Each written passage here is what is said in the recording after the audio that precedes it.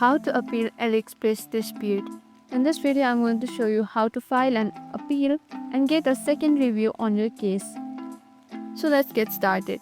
First thing first, open the AliExpress app or visit aliexpress.com and make sure that you're logged into your account. Inside the home page of your account, tap on Account section at the bottom right corner of your screen. Now in the account section, you will see an option called My Orders. Go to My Orders and find the order that you opened a dispute on and tap View Dispute. If your dispute was rejected or closed, you'll see an option that says Appeal. Tap on it. In the appeal form, clearly explain your case. Include screenshots, photos, videos, or any new proof that supports your claim. Then tap on Submit. Your case will be now reviewed by the AliExpress dispute team again. And that's it. That's how you appeal a dispute on AliExpress. If you found this video helpful, don't forget to hit on that like and share button. And also hit on the notification bell icon so that you won't miss any of our upcoming videos.